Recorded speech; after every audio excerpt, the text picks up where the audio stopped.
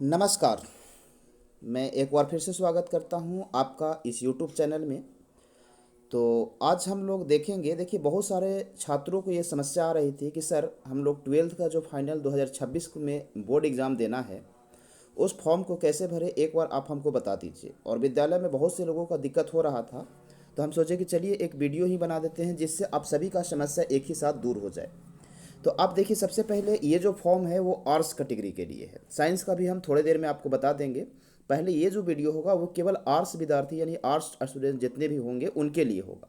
तो ये फॉर्म हमको भरना कैसे है, तो सबसे पहला चीज़ आप ध्यान रखिएगा कि ये जो है, देखिए बिहार स्कूल एग्जामिनेशन बोर्ड और 2024-26 के लिए, यानी कि वैसे छात्र जो 2026 में फाइनल एग्ज़ाम देंगे उनके लिए ये है। तो आपको सबसे पहले क्या करना है कि यहाँ पर एक अपना फ़ोटो जो पासपोर्ट साइज का होता है वो आप साट दीजिएगा। उसके नीचे आप अपना यहाँ सिग्नेचर कर दीजिएगा। अब वो सिग्नेचर आप हिंदी में भी कर सकते हैं और इंग्लिश में भी कर सकते हैं। आप देख लीजिएगा कि आपने अपना सिग्नेचर रजिस्ट्रेशन कार्ड पे किस माध्यम से किया है। ज़्यादा बेहतर रहेगा आप उसी लैंग्वेज में कीजिएगा। अगर हिंदी में किए होंगे तो हिंदी में, और अगर अंग्रेजी में किए होंगे तो अंग्रेजी में। अब हम बढ़ते हैं थोड़ा सा आगे। तो देखिए, सबसे पहले जो यहाँ एक नंबर पर है वो है रजिस्ट्रेशन नंबर और ईयर। तो अगर आप विद्यार्थी रेगुलर होंगे और डेली विद्यालय जाते होंगे तो आपको विद्यालय से एक रजिस्ट्रेशन नंबर या रजिस्ट्रेशन कार्ड मिला होगा, जो एक दो दिन पहले ही सभी विद्यालय में आ चुका है। तो आप सभी को मिल चुका होगा। तो वहाँ आप उस रजिस्ट्रेशन कार्ड को देखिएगा, तो वहाँ पर आपको रजिस्ट्रेशन नंबर और ईयर आपको मिल जाएगा। तो उसमें से रजिस्ट्रेशन नंबर और ईयर लेकर के यहाँ एक नंबर कॉलम में भर देना है। उसके बाद दूसरा नंबर पर है BSCB यूनिक आईडी। तो ये जो यूनिक आईडी है वो भी आपको रजिस्ट्रेशन कार्ड में ही मिलेगा। तो वहाँ पर इससे भी भर दीजिएगा, यहाँ पर यूनिक आईडी आपका भरा जाएगा। तो ये दो चीज़ के लिए आपको करना क्या है कि रजिस्ट्रेशन कार्ड जो होगा वो आपको सामने रखना है और उसी से अच्छे तरीके से देख कर भर लेना है। अब तीसरा नंबर पर है स्टूडेंट कैटेगरी। तो यहाँ पर देखिए, स्टूडेंट जो होते हैं वो दो कैटेगरी के होते हैं। एक वो विद्यार्थी जो डेली विद्यालय जाते हैं, यानी वो आपका क्या होगा, विद्यालय में आ रहे हैं, उनका नामांकन है, तो वो अपना रेगुलर भरेंगे। और एक वो हैं जो डायरेक्ट फॉर्म भरना चाहते हैं, जिनका एग्ज़ाम 2 या 1-2 साल से छोड़ दिए हैं, तो उनके लिए प्राइवेट होगा। तो अगर आप विद्यालय जा रहे होंगे, रेगुलर स्टूडेंट होंगे, तो आप यहाँ पर रेगुलर भरिएगा, ये चीज़ आप ध्यान रखेंगे। अब कॉलम नंबर 4 में देखेंगे तो 4 में कह रहा है कि कॉलेज या +2 स्कूल कोड। तो आपका हर स्कूल का या विद्यालय का या आपका कॉलेज होगा तो एक उसका कॉलेज कोड होता है, वो यहाँ पर रख दीजिएगा। अब आपका 5 नंबर पर है, कह रहा है कि कॉलेज या +2 स्कूल नेम। तो आप जिस विद्यालय में पढ़ रहे होंगे, और जाहिर सी बात है कि उसी विद्यालय से अपना फॉर्म भरेंगे, तो वहाँ पर विद्यालय का अपना नाम अंकित कर दीजिएगा। अब 6 नंबर है, कह रहा है डिस्ट्रिक्ट नेम। तो आप करिएगा क्या कि आप जहाँ भी जिस जिला में रहते होंगे उसका नाम, जैसे आप गया के निवासी हैं तो गया, मुजफ्फरपुर के हैं तो मुजफ्फरपुर, पटना के हैं तो पटना, आप अपना देख लीजिएगा।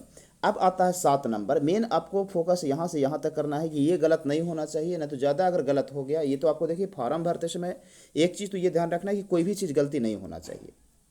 अब 7 नंबर क्या है, कह रहा है कि स्टूडेंट नेम। तो स्टूडेंट नेम में आप अपना नाम खुद से भर लीजिएगा, वो भी याद रखिएगा कैपिटल लेटर में भरना है, अंग्रेजी में।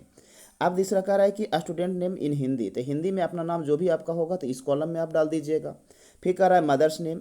अब देखिए, यहाँ मदर्स नेम लिखिएगा तो यहाँ कैपिटल लेटर में लिखिएगा, और देखिए यहाँ हिंदी लिखा हुआ है तो हिंदी वाला कॉलम में आप हिंदी में नाम लिख दीजिएगा माँ का। इसी के बाद है आपका फादर्स नेम। तो फादर्स नेम आप यहाँ एक एक करके भर दीजिएगा, एक एक अक्षर हर कॉलम में। और इसके बाद आप याद रखिए वही फादर्स नेम आपको हिंदी में भरना है, तो हिंदी में आप यहाँ भर दीजिएगा। अब आता है डेट ऑफ बर्थ। तो आपका जो भी डेट ऑफ बर्थ होगा उस डेट ऑफ बर्थ को इस कॉलम में आप डाल दीजिएगा। फिर कह रहा है कि matric class 10th passing year board name. तो देखिए, अगर आप बिहार के छात्र हैं तो जाहिर सी बात है कि आप BSCB पटना से ही पास किए होंगे, तो यहाँ पर BSEB पटना भर दीजिएगा। आप याद रखिएगा, या कोई दूसरे बोर्ड से होंगे, जैसे कुछ बच्चे ऐसे होते हैं जो CBSE से पास करते हैं, तो आप अपना CBSE भर दीजिएगा। फिर अगला कह रहा है कि matric class 10th board roll code. तो आप मैट्रिक में किए होंगे तो आप अपना एडमिट कार्ड निकालिएगा, और एडमिट कार्ड निकालिएगा तो वहाँ एक आपका रोल कोड दिया होगा, उसको भर दीजिएगा। उसी तरह से यहाँ मैट्रिक का जो रोल नंबर होगा वो भर दीजिएगा।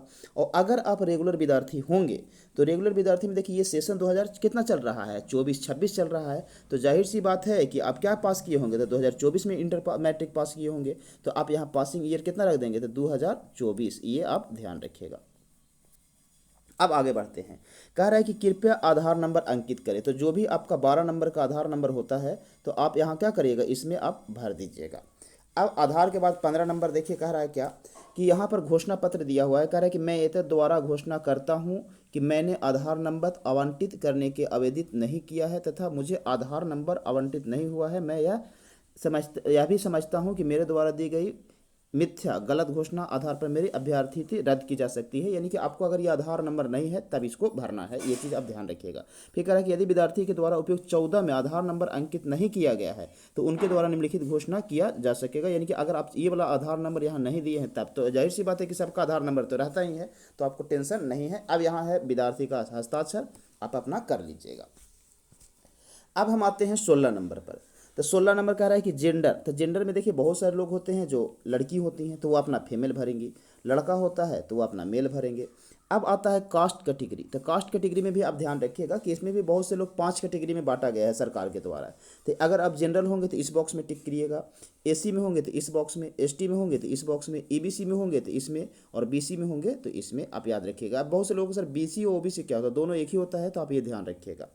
अब आता है अगला, कह रहा है कि डिफरेंटली एबल नो और यस, तो अब इसमें आपको नो कर देना है, ये चीज़ आप ध्यान रखिएगा। यस करिएगा तब आपको इसमें, हाँ अगर कुछ ऐसे बच्चे होंगे जो थोड़ा सा विकलांग वगैरह होंगे तो आप ये ध्यान रखिएगा, इसको आपको भरा जाता है। फिर आपका आता है नेशनलिटी, तो नेशनलिटी में आइएगा 19 नंबर पर, तो वो कहता है कि आप कहाँ के हैं। तो अगर आप भारत के निवासी होंगे तो जाहिर सी बात है कि इंडिया ही भरेंगे, और अगर मान लेते हैं कि भारत के अलावा कहीं और के निवासी होंगे तो आप उस देश का नाम रखिएगा और यहाँ रखिएगा। ऐसा तो होगा नहीं, आप जाहिर सी बात है कि भारत के होंगे तो आप इंडियन ही भर दीजिएगा, ये चीज़ आप ध्यान रखिएगा, इस कॉलम में टिक कर दीजिएगा। अब आते हैं 20 नंबर पर, तो 20 नंबर में कह रहा है रिलीजन। अब सवाल यह है कि भारत जो है आपको पता होगा कि धर्मनिरपेक्ष राज्य है, तो बहुत सारे जाति धर्म के लोग यहाँ रहते हैं, तो उसमें आप क्या करिएगा, तो आप करेंगे क्या कि अगर आप हिंदू होंगे तो इसमें टिक करिएगा, मुस्लिम होंगे तो इसमें, सिख होंगे तो यहाँ, क्रिश्चियन होंगे तो यहाँ, जैन होंगे तो यहाँ, बौद्ध होंगे तो यहाँ, और अगर कोई कास्ट होंगे तो इसमें आप टिक कर सकते हैं। अब हम आते हैं, देखिए ये सब 20 नंबर तक आपका अगर आपको क्लियर हो गया होगा, तो 20 के बाद आते हैं 21 नंबर पर। तो 21 नंबर जो है उसमें क्या कह रहा है कॉलम नंबर में कि area where the institute situated, यानी कि आपका जो विद्यालय है वो कहाँ है। यानी अगर आपका गांव में है तो आप रूरल में टिक कर दीजिएगा, और अगर आपका विद्यालय शहर में है तो आप क्या अर्बन में टिक कर दीजिएगा। यहाँ पर है विद्यार्थी का मोबाइल नंबर डालना है, तो आपका जो 10 अंक का मोबाइल नंबर है उसको डाल दीजिएगा। 23 नंबर में है ईमेल आईडी, तो आप यहाँ पर ईमेल आईडी अपना डाल दीजिएगा। फिर है स्टूडेंट एड्रेस, तो आप याद रखिएगा कि इस एड्रेस को ध्यान से भरिएगा, जो भी आपका एड्रेस होगा जहाँ भी आप रह रहे होंगे। और इसके बाद आता है पिन कोड, जो 6 अंक का होता है, तो आप उस पिन कोड को भर दीजिएगा। अब 25 नंबर में है, कह रहा है कि मैरिटल स्टेटस, यानी कि बहुत से ऐसे लोग होते हैं जिनका शादी हो जाता है, तो अगर आप लोगों में से किन्हीं का शादी हो गया है तो वो मैरिड में टिक करेंगे, और अगर शादी नहीं हुआ होगा तो आप याद रखिए क्या करेंगे, अनमैरिड में टिक कर देंगे। ये चीज़ आपको ध्यान रखना है। कह रहा है कि married, right word married in the box, यानी कि अगर आप मैरिड हैं तो आप यहाँ मैरिड लिख दीजिएगा, और अनमैरिड हैं तो आप यहाँ अनमैरिड लिख दीजिएगा, ये चीज़ आप ध्यान रखिएगा।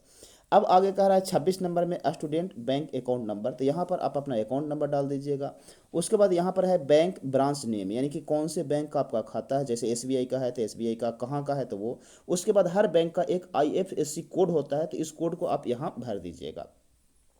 अब देखिए बहुत से बच्चे क्या करते हैं कि ये दोनों चीज़ को छोड़ देते हैं, कह रहा है 2 आइडेंटिफिकेशन मार्क्स ऑफ स्टूडेंट, यानी कि आपका 2 पहचान चिन्ह है। अब ये सर पहचान चिन्ह में हम क्या भरेंगे, तो आप पहचान चिन्ह में कुछ भी भर सकते हैं, जैसे आपका कहीं पर कटा छटा हुआ है, कहीं पर चोट लगा हुआ है, टूटा फूटा हुआ है, तो उस चीज़ को आप देख करके, यहाँ पर कहीं पर ऐसा होता है कि तिल होता है, कुछ और भी है तो आप भर दीजिएगा। इसके बाद 30 नंबर है, कह रहा है कि medium language of appearing examination. अब इसका मतलब ये है कि अगर आप एग्ज़ाम देंगे तो किस भाषा में देंगे। अगर आप हिंदी भाषा में देंगे तो यहाँ हिंदी में टिक कर दीजिएगा, इंग्लिश भाषा में दीजिएगा तो यहाँ इंग्लिश में टिक कर दीजिएगा, ये चीज़ आप ध्यान रखिएगा। अब यहाँ पर आता है कंपलसरी सब्जेक्ट टोटल 200 मार्क्स, यानी कि इसमें से देखिए एक कॉलम ये है और एक कॉलम ये है, तो इसमें से क्या करना है आपको कि 2 सब्जेक्ट चूज करना है। अब बहुत से बच्चे क्या करते हैं कि हिंदी इंग्लिश यहीं चूज कर लेते हैं, तो ऐसा गलती आपको नहीं करना है। अगर मान लेते हैं कि यहाँ से आप इंग्लिश लैंग्वेज चूज करते हैं तो यहाँ एक बॉक्स टिक कर दीजिए।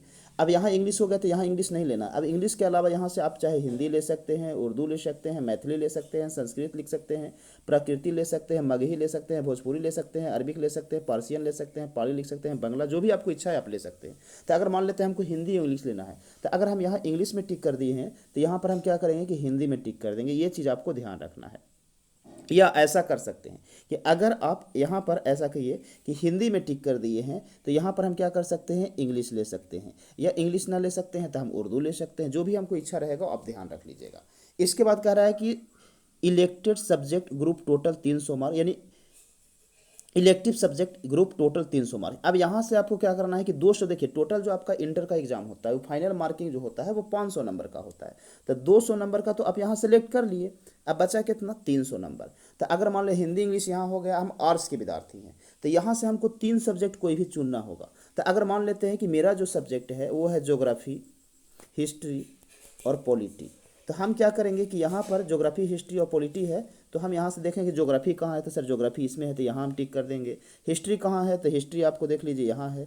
पॉलिटिकल साइंस कहाँ है, तो पॉलिटिकल साइंस यहाँ है, तो हम इसको टिक कर लेंगे।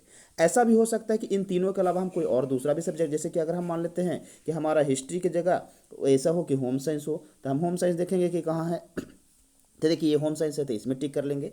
यानी कि जो भी आपका सब्जेक्ट होगा हिंदी इंग्लिश के अलावा या उर्दू के अलावा, तो वो 3 सब्जेक्ट आप क्या करिएगा कि इसमें से 3 सब्जेक्ट कोई भी चुन लीजिएगा।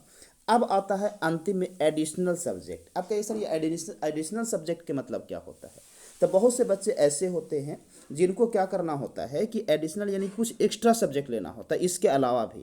तो अगर मान लेते हैं कि हम इन सब के अलावा, अगर जैसे समझ लीजिएगा कि यहाँ हम सब ले लिए हैं तो उसके अलावा भी हमको कोई एक्स्ट्रा लेना है सब्जेक्ट में, इकोनॉमिक्स लेना है तो हम यहाँ से इकोनॉमिक्स दे सकते हैं। हमको माना है कि मैथ हम पढ़ें अलग से तो हम मैथ दे सकते हैं। हमको इच्छा हो कंप्यूटर साइंस पढ़े तो यही दे सकते हैं। जो भी आपको इच्छा एक सब्जेक्ट एक्स्ट्रा लेना होगा इन पाँचों के अलावा, तो एक्स्ट्रा सब्जेक्ट के लिए आप इसमें टिक कर सकते हैं। अब आपके मन में होगा कि सर लेना चाहिए कि नहीं लेना चाहिए, तो देखिए अगर आप नॉर्मल विद्यार्थी हैं तो हम आपके लिए कहेंगे या राय देंगे अपने तरफ से कि आपको एक्स्ट्रा सब्जेक्ट नहीं लेना चाहिए। इससे बर्डन क्या हो जाता है कि एक तो आपका एक दिन एक्स्ट्रा एग्जाम देना पड़ेगा, और दूसरा आपको करना क्या होगा कि देखिए आपको समस्या आपके साथ ये बढ़ जाएगा कि अब एक दिन एक्स्ट्रा एग्जाम होगा तो फेल होने के चांसेस, बहुत से बच्चों को डर लगता रहता है कहीं ऐसा ना हो चोरी के वगैरह में सस्पेंड वगैरह हो जाए।